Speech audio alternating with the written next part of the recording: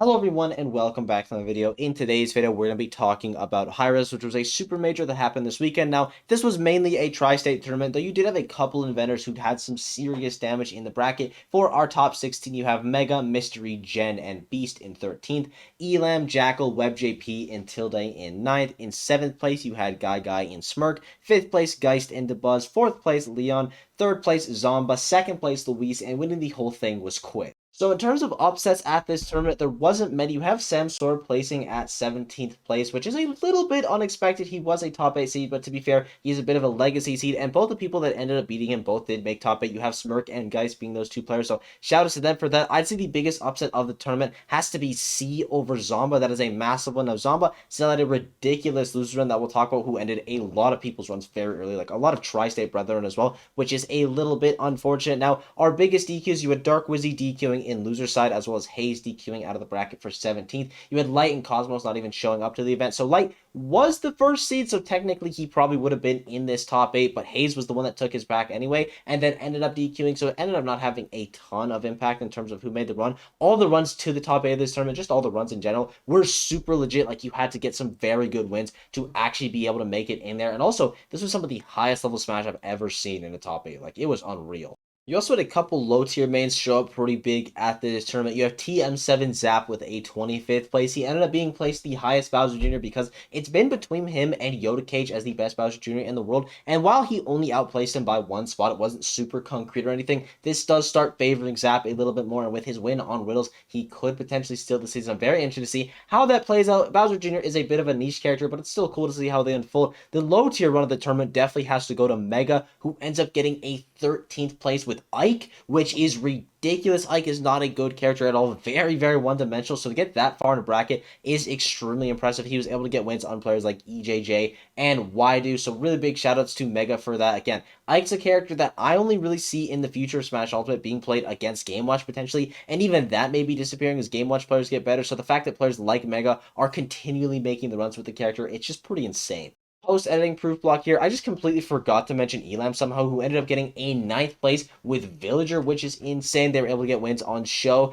Technically Dark Wizzy because he did DQ, but I'm not really going to count that because why should you? And Beast as well for a 9th place. Again, with Villager, this is the highest placement for a Villager, I think, this season, which is pretty impressive. Obviously, you have Jacka's run with Isabelle still being the most impressive run of the year so far, but that's with Isabelle, and they're technically different characters, even though they do have the same gimmick. So huge shout out to Elam for that. Again, one of the best Villager runs that we've seen this year, potentially the best. Not a super contentious character, to be honest, but that gives you a little bit of an element of surprise in bracket. And Elam is a player that honestly doesn't need that element of surprise. He is good enough without it, but it definitely does help out. He made a loser's run here. Again, all the players that I mentioned him beating, he ended up beating in the loser set of bracket, so he should be really happy with this one after coming back from a pretty big break. And before we do move on to the top 8, I want to highlight a couple more players, starting off with WebJP, who's able to get wins on Zap, C, and Mystery for a 9th place, which is amazing. I've been preaching for him as the best Sheik in NA for a little bit now, and his results are only getting better and better. Definitely someone that needs to be on your radar. You have Jen, who gets at 13th place, who ends up falling to Zomba and Lusa, which is a little bit unlucky, to be honest. Same thing as Jackal, who falls to Zomba. So we'll talk about that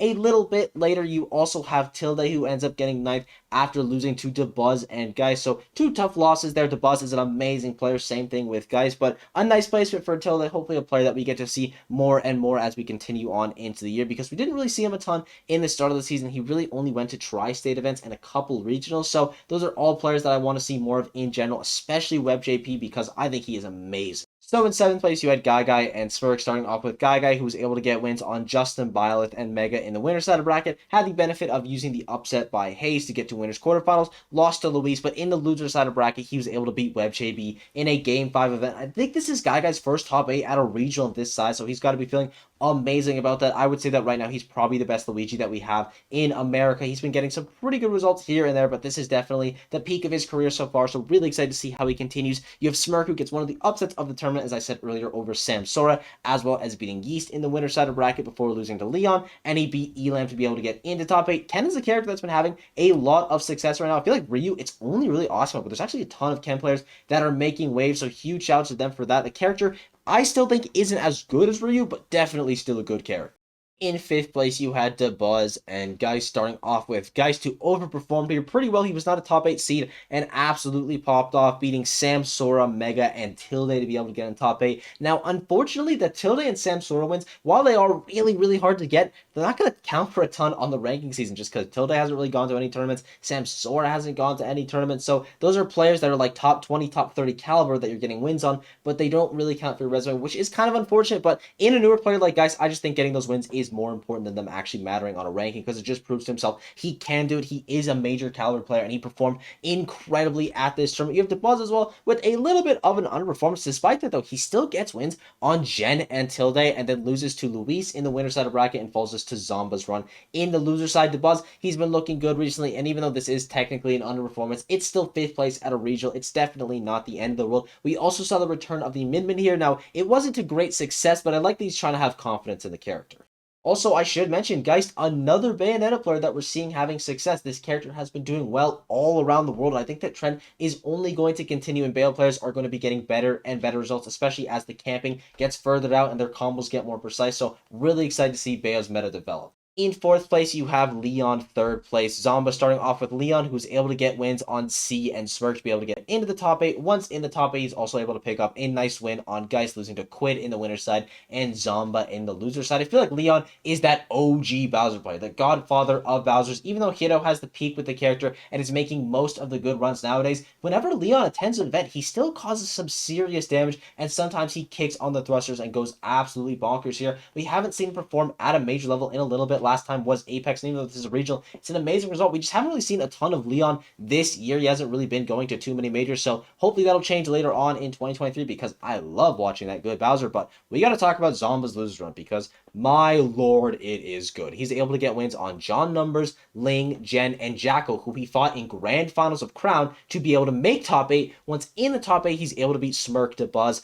and Leon for a 3rd place after losing to Luis. Now, DeBuzz, his results, or rather Zomba, his results aren't quite reflecting the best player in America like we have been preaching for a little bit now. And while I still am not willing to fully take that title away from him, I think it is between him and Tweak, to be honest. Light maybe as well, but I haven't seen a ton of Light recently, so it's tough to tell. But at the major level, Zomba's still doing really well, and he's still doing really well at the regional level. Again, he drops his head to C, but he still ends up getting a 3rd place at this tournament. None of these results are bad, but you would expect someone that is the best player in America, like the caliber that Zomba is, to be winning these events. So it's a little bit of an underperformance, but he still looked amazing out there, and he still got a good placement. He just has such a high standard. And we have our final 2 in second, Luis winning the entire thing. Quidd starting off with Luis, who's able to get wins on Dark Wizzy and Guy to be able to get into the top 8. Once in the top 8, he's able to beat Game 5 to Buzz, as well as being able to beat Zomba in another Game 5, Mr. Game 5 himself, Luis, to end that crazy loser run, only getting eliminated by Quidd. We've been seeing Luis actually do pretty well recently now. His best 2 results are going to be this event and his big win at Gateway Legends. At the major level, it hasn't been as good. 17th at Crown, I would say, is his best result as of late, as well as a pretty good performance at Major Upset. But